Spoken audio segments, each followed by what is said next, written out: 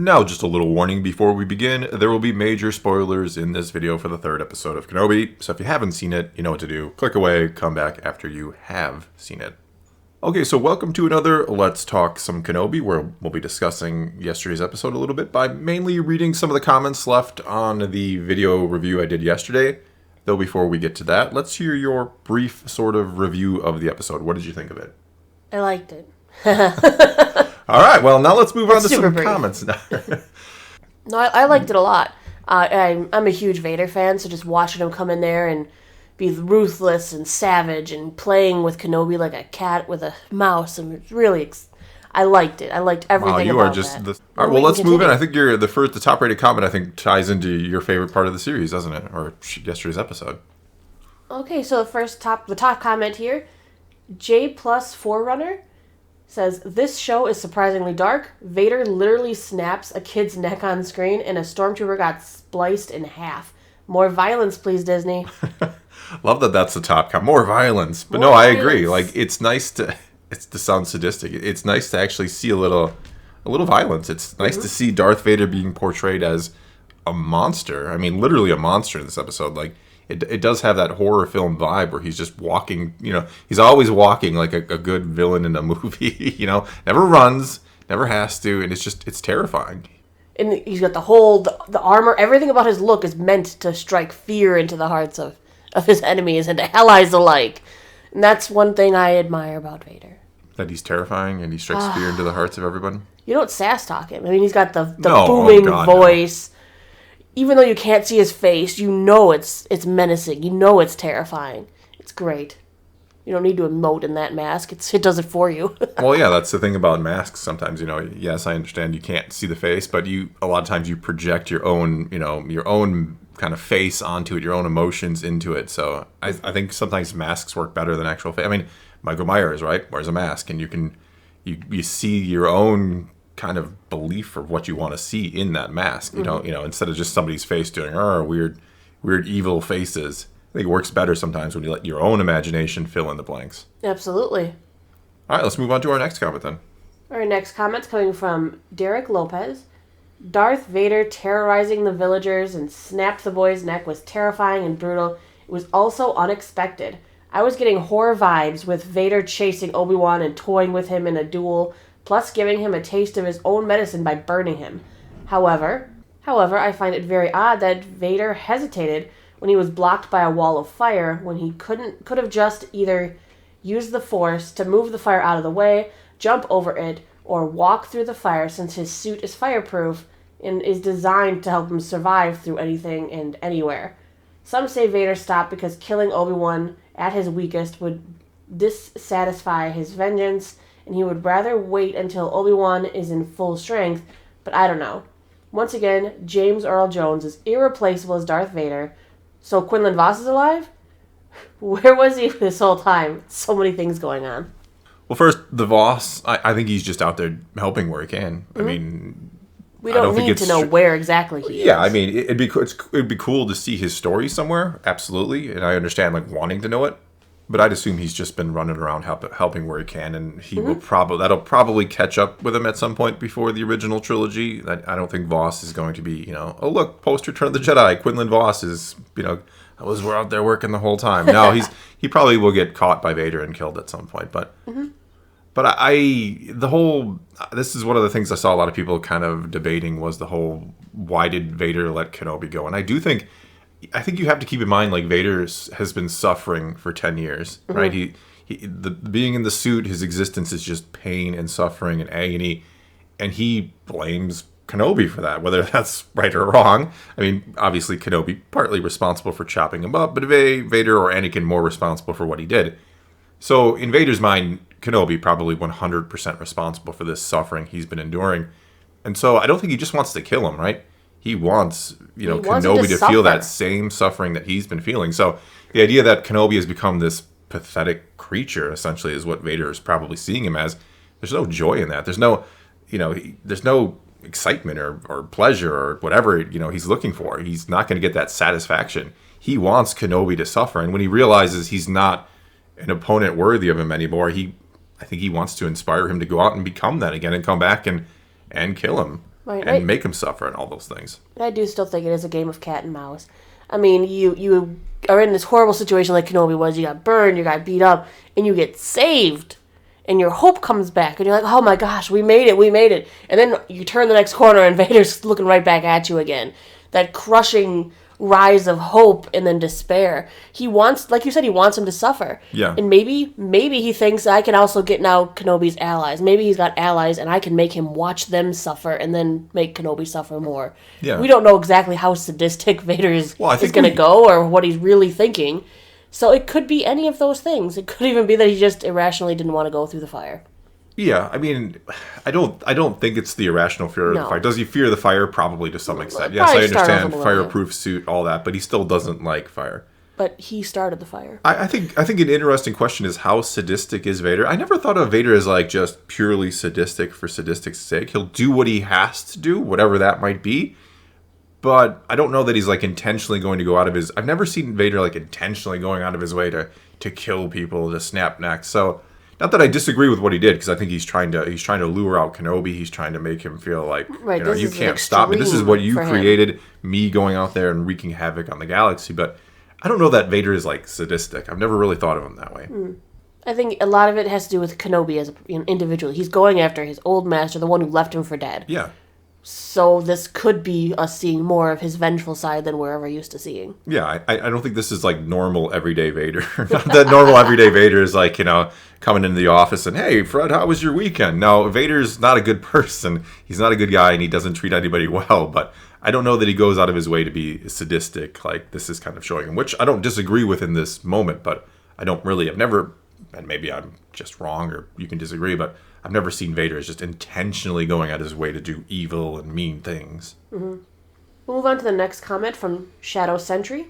He's more machine now than man. Twisted and evil. Perfectly sums up the ruthlessness and vile nature of Vader we saw.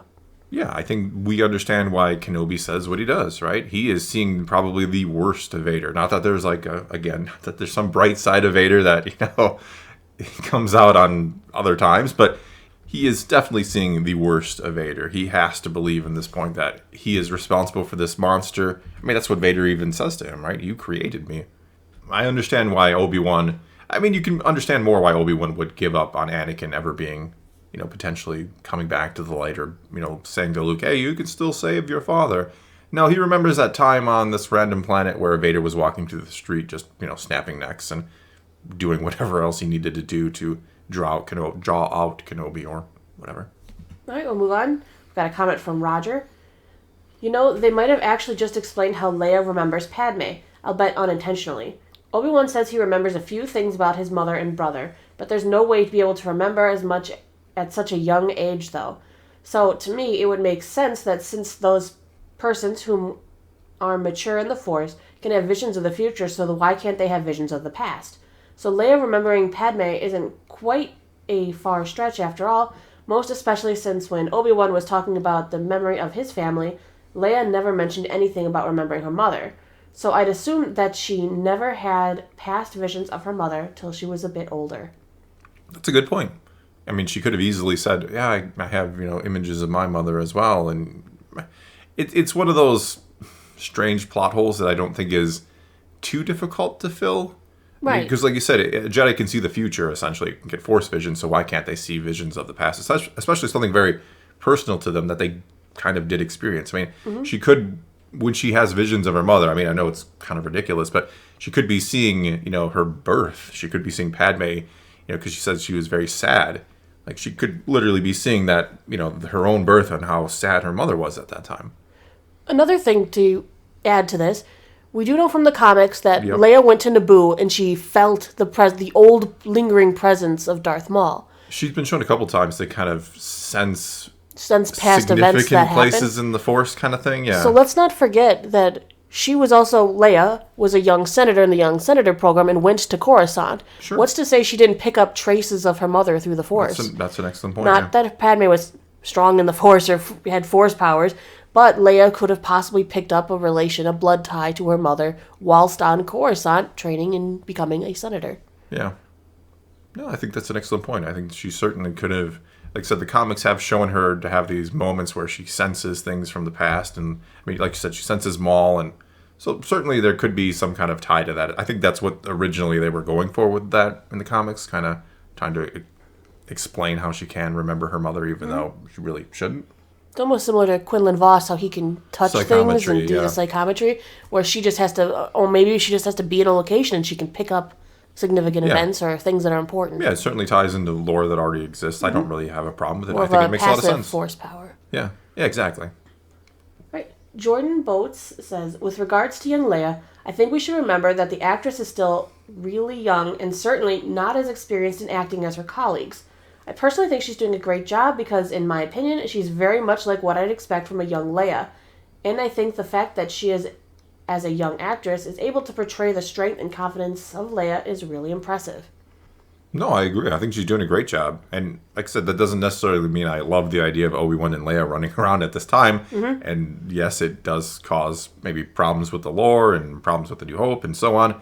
But no, I have no issue with the actress. I'm surprised that people do. I thought she's doing a really good job. Well, and it's great because I've heard a lot of people say how small she is and she looks way too young. She does look very young, yes. But the actress turns 10 this very week, so she is right in the proper age range. I think her birthday is literally in a day or two, so happy birthday. Not that you're going to watch our random video, but if you did. And she is really talented for her age. I mean, she also played Girl in Bird Box from Netflix.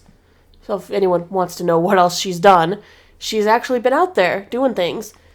I think people haven't sometimes overlooked the fact that, well, Leia is also very short.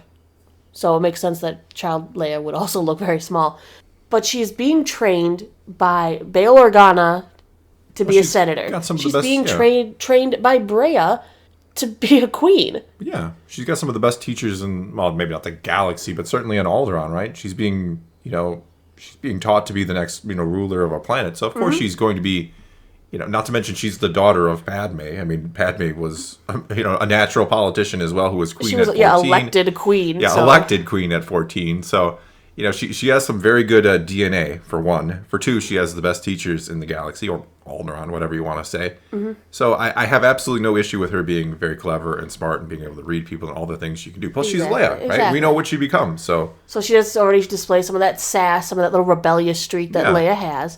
But she's being trained by Bail, who is a very competent, very good senator, and a mother who is a smart queen. So I have no problem with her acting older than her age. But no, I agree. Leia, I think the young actress is doing really well. So let's move on. Jerry White has to say, I'm wondering how Reva got ahead of Leia in the tunnel and how Tayla got out to help Kenobi without ever running into Reva. Did I miss something? Love this channel, Thor. Keep up the good work. Simple answer. She saber-coptered. No, I have no idea. I was questioning the same thing myself. Yeah.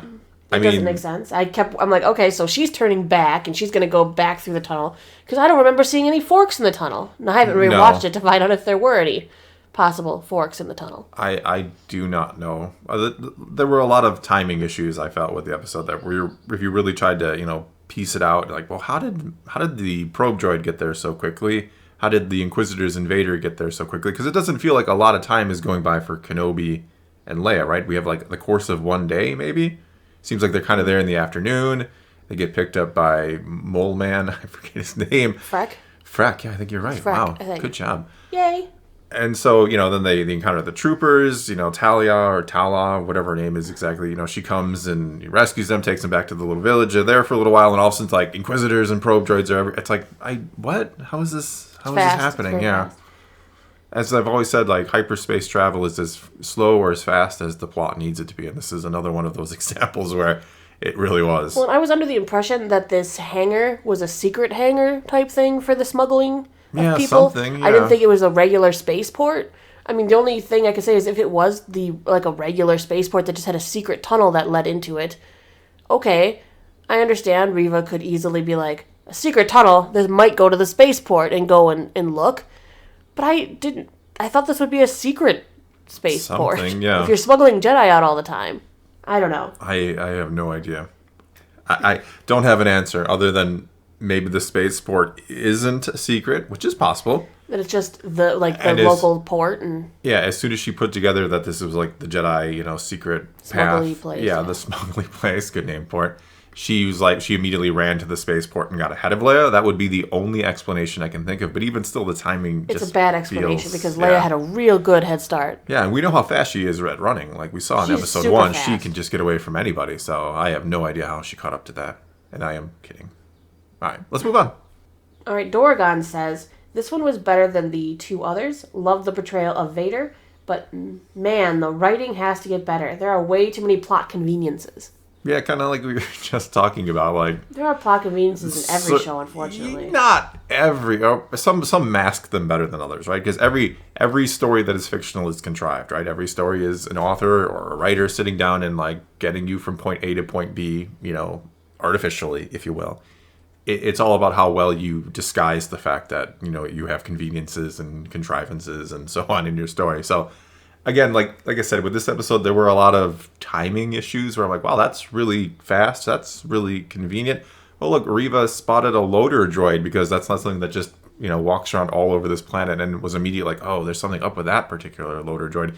And then goes in and, I'll just move this bookshelf and I find the secret place and now I get ahead of Leia. It's like, well, that's really interesting. That's impressive. Most impressive. Yes. So this one's from Cheshire Cat.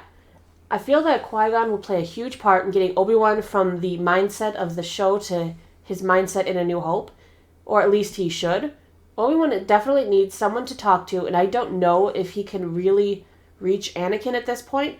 I feel like Qui-Gon could offer wisdom and help and be a much-needed light of guidance for Obi-Wan. After showing him trying to get in contact with his old master, it would be a sin not to bring him back in some form. There's no way Qui-Gon, played by Liam Neeson, is not in this. At least his voice. I agree. I mean, to bring him up multiple times, to have Obi-Wan literally trying to call out to him on multiple occasions in the first few episodes, like, to not end this series with him connecting to Qui-Gon would be a crime. I agree. And I agree. I think Qui-Gon is a huge key to turning Kenobi into Obi-Wan Kenobi we see in A New Hope. Simply the fact that they included in this show that he's always trying to talk to his master means he'll eventually get through. Yes. They wouldn't be showing us over and over again him, No. Master Qui-Gon, if Qui-Gon wasn't eventually going to answer. Yes. I mean, I could literally see the ending, and when I mean ending, I mean the final scene, final moment being, Obi-Wan saying, Master Qui-Gon, and I'm here, Obi-Wan, and then it ends. I mean, I don't know that we'll see enough, yeah. I don't know that we'll see any sort of discussion, which I'm all for. I'd sit there and listen to those two chat about the Force for as long as they want to talk about it. Like that's my bread and butter right there. I would watch the series of Obi-Wan sitting in a cave talking to Qui-Gon for days on end. But I don't know how much we'll actually see of that interaction. But I do agree, Qui-Gon is the key to turning Obi-Wan into the hopeful the guy, man. Yeah, the guy we see in A New Hope. Ben Costello says, I think the thing that surprised me the most, other than Vader showing up and dealing with Kenobi already, was the existence of the Jedi Underground Railroad. Are there that many Jedi still roaming around in need of rescuing? And on the seemingly backwater mining planet that they are on, having too many Jedi survive Order 66 seems, I don't know, too much? Like it weakens the original trilogy.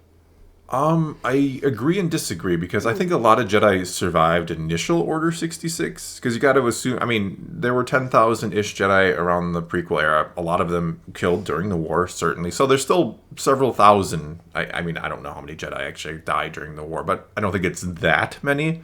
So there's still several thousand Jedi out there. So of that several thousand, how many were, by clone troopers at the moment?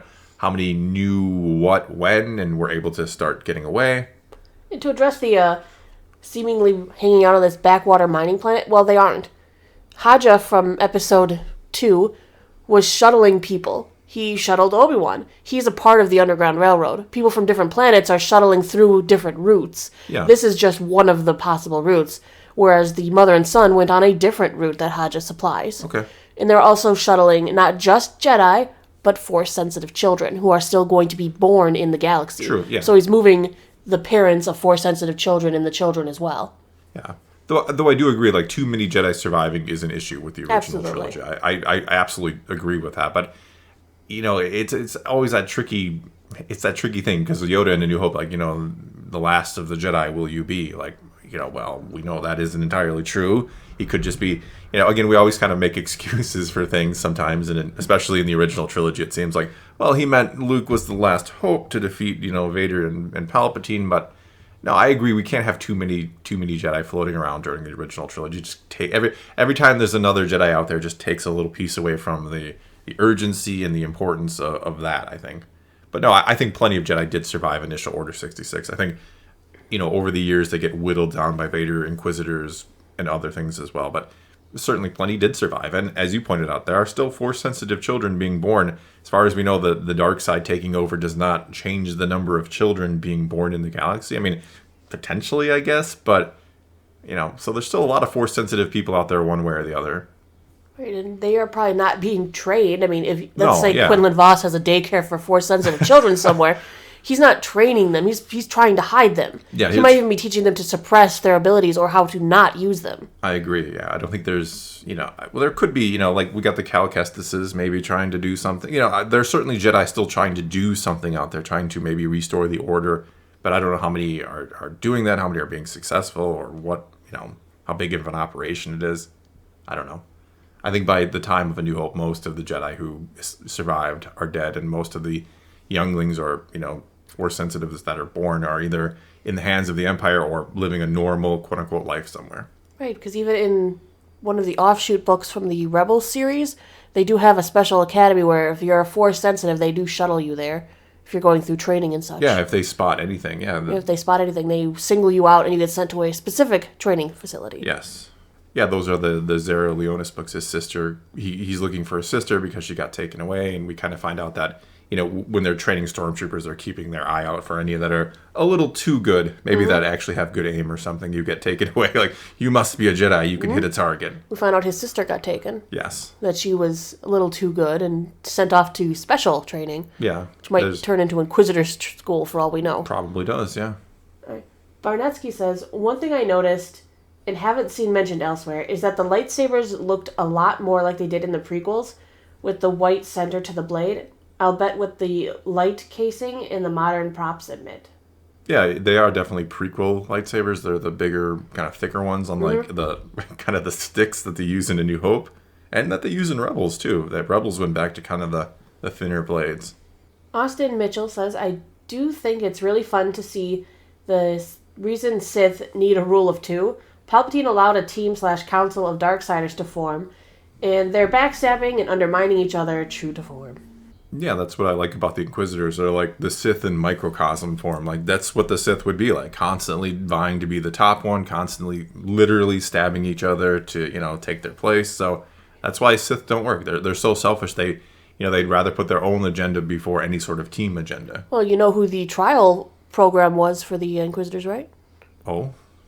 Think about it. Ventress. She wasn't an Inquisitor in name, but she could have been looked at as kind of a base work for what an Inquisitor would be. She's a Sith assassin. Yeah, I mean, I'm sure Sith throughout history have had their groups that are kind of Force sensitives, not quite strong enough to be apprentices, but certainly useful in other regards. So, yeah. Alden Coleman says, I'm enjoying what they've done so far.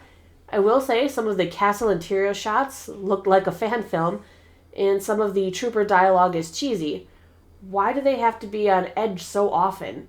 R.I.P. to the Lasergate guard. So far, so good. Yeah, the interior of Vader's castle might have been a little... I think the problem is, that maybe they don't know how to use the volume as well as... Yeah, I don't think that was volume. I think that's no, just... No, Filoni and Favreau are experts with how the volume is used for shots and things. I think there was another problem with the duel between Vader and Kenobi. It looked like such a small space, but because maybe they weren't using the volume correctly or... Maybe. Spacing the shots out enough. No, I think unfortunately, that maybe Deborah Chow's not quite as experienced with she's done a couple with their crew with on The Mandalorian. Using the volume to its full potential. I think that's why the Vader's castle shots looked a little cheesy. Yeah, maybe. I mean, that just could be completely post-production that she had little control over. It could be. I think the duel, if we can call it that, between Vader and Kenobi here is intentionally not supposed to be epic in scale because there is something epic in scale coming. As to on-edge stormtroopers. They're always on edge. They have to be. I don't know if they have to be. I mean, I do kind of... Well, they were kind of lackadaisy when they got in. They're like, hey, Freck. Yeah, see... Giving us a ride. We're cool with that. It was just the one who was on edge. Yeah.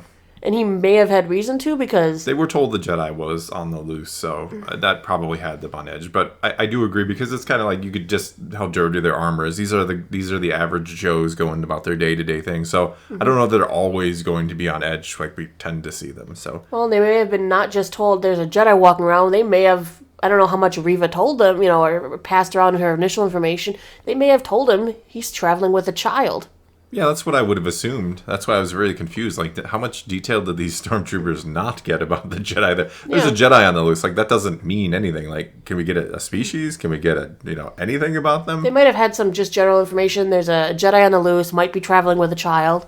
And it is really odd that in the middle of this planet that's controlled by the Empire, these guys just showed up in, like, the middle of a field. Yeah, I mean, I would immediately be suspicious if I'm told there's a Jedi on the loose and a guy shows up, Even Freck, the moment they get to the stormtroopers, he's like, I brought you some people. It's a little suspicious. Yeah.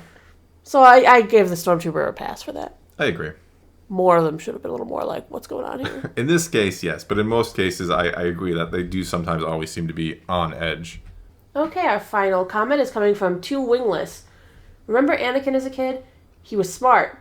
He could see the future and he had a quick read in people. I think Leia is using the Force, but she just doesn't know it.